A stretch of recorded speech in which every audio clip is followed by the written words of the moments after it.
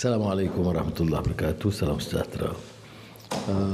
Pertama ni soal bencana di Turki dan Syria.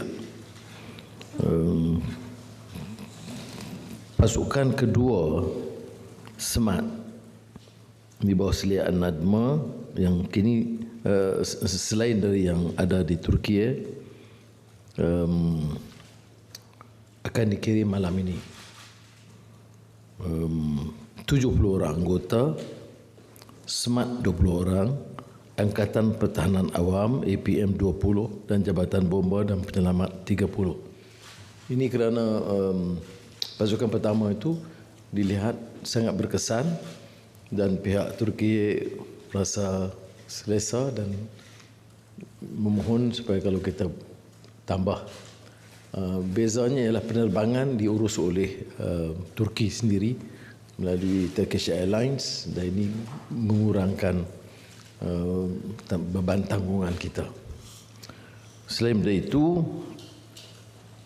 Kementerian Pertahanan ada menyiapkan pasukan doktor dan paramedik ATM yang boleh bergerak selari dengan kegiatan SMAT di Turki. Ini dianggap membentuk field hospital dan boleh digerakkan dalam tempoh 2-3 hari untuk menyiapkan 48 jam itu nampak dah siap. Jadi tetapi ini kita masih tunggu pengesahan apakah ada keperluan di Turki. Dia lebih rumit di Syria kerana masalah penerbangan dan kos yang agak terlalu tinggi buat kita.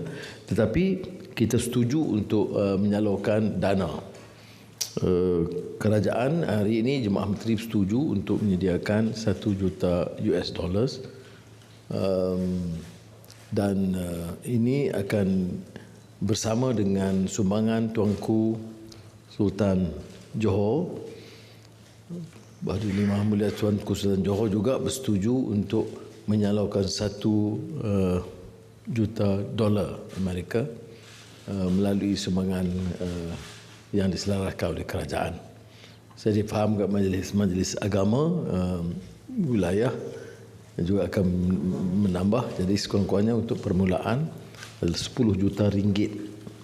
Dan kita harap bantuan mana-mana rakan-rakan rakyat yang bersempati akan kita salurkan sebahagiannya ke Turki dan sebahagian ke Syria.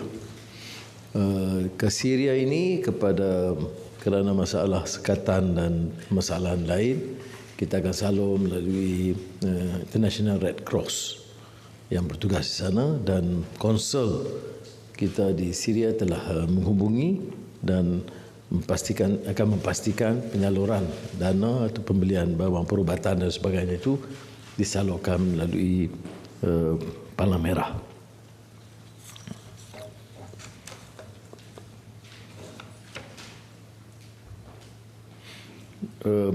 Kementerian Kesihatan akan membentangkan kertas putih mengenai perolehan vaksin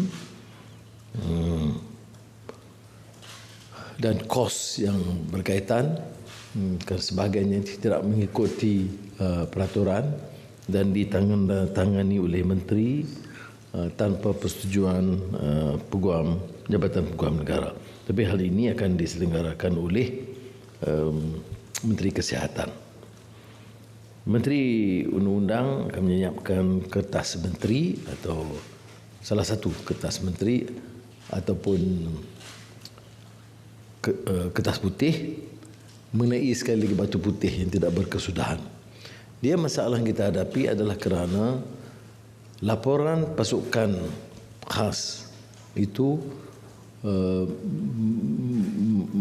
membantah keputusan untuk tidak merayu yang mengakibatkan kehilangan wilayah Malaysia. Dan sudah tahu bahawa kehilangan wilayah di mana-mana negara juga adalah satu masalah atau masalah besar. Saya terjelaskan kepada Perdana Menteri Siandung bahawa ia tidak menjelaskan hubungan baik dua hala ataupun kedudukan dan status batu putih yang sekarang sudah pun menjadi milik Singapura mengikut keputusan ICJ. Namun tindakan kita yang melanggar proses itu akan terpaksa diangkat.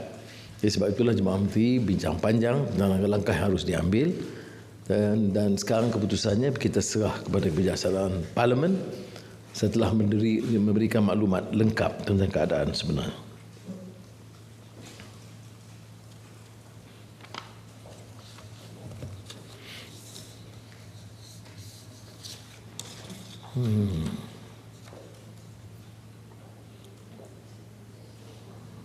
Yang lain itu soal belanjawan.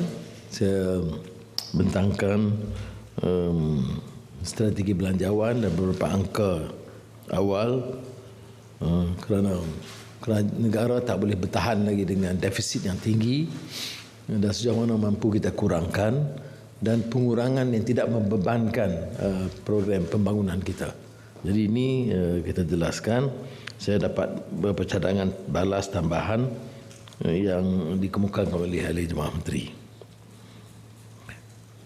Kita ucap terima kasih kepada pihak Immigration, Custom dan yang mengambil tindakan segera untuk memberi kemudahan bagi pekerja-pekerja Malaysia untuk ke Singapura sebelah pagi. Walaupun tidak dapat menyelesaikan semuanya, kita akan juga berhubungan dengan pihak Singapura untuk membantu kerana masalah yang menekan pekerja-pekerja kita yang saya sebut dulu, yang terpaksa bangun 4 pagi hanya untuk dapat cari nafkah di Singapura.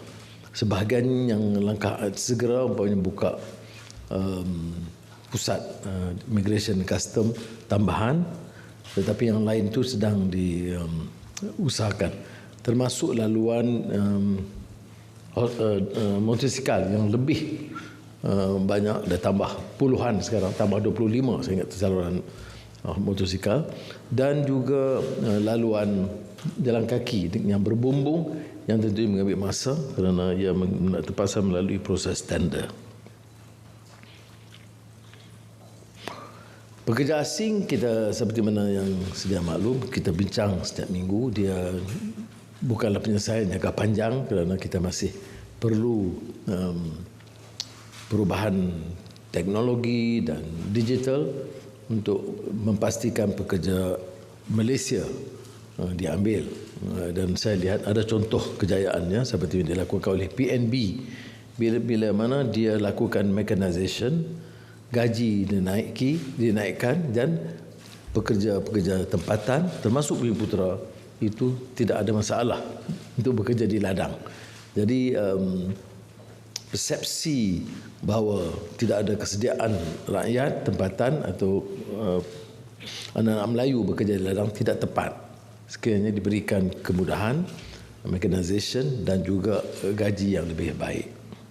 Tapi sebab sementara ini Menteri Dalam Negeri akan memantau supaya rakyat Malaysia, rakyat asing yang ada di sini yang diberikan kemudahan mendaftar, mendapatkan kebenaran izin untuk bekerja dapat diselesaikan tanpa menggunakan ejen yang kadang-kadang mengenakan kos yang tinggi. Umpamanya Nepal mengenakan kos RM3,700 sahaja. Tetapi kalau untuk Bangladesh dan Indonesia dia menjejah 20 sehingga 25,000. Jadi hal-hal ini bagi kita akan diberi perhatian. Kalau soal upah dinaikkan, saya tidak ada masalah. Tetapi kalau upah kepada ejen itu keterlaluan, hal ini tidak akan membantu kerana ia termasuk usaha penderaan atau yang selalu kita sebut sebagai modern slavery. Ya. Baik. Cukup. Terima kasih banyak.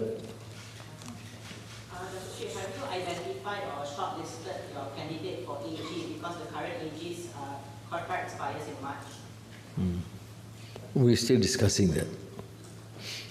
I'm Dawn from the News. What are the tangible measures that the government has taken to combat inflation and reduce cost of living so far?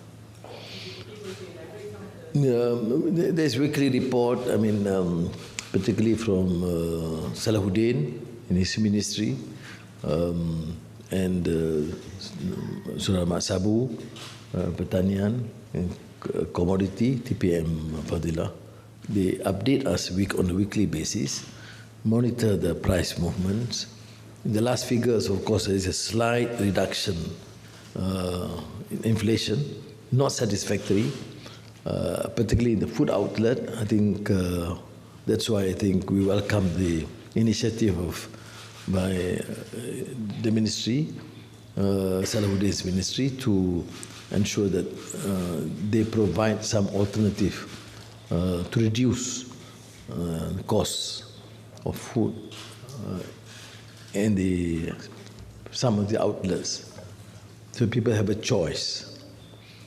But I think the detailed presentation will be done on Budget Day on the 24th. Okay? Can you elaborate a bit more on the kertas update from MOH that vaccine purchases were not done according to? Dr. Zania will give the details. Suffice me to say that we decided on this presentation of the white paper primarily because of the findings by the Ministry of the Minister of Law on the irregularities and transactions or approvals given not according to due process, and procurement, some of it are questionable in terms of numbers and the costing. But I think she will present it to Parliament. So this is going to be presented at this Parliament session? Yes. Last year.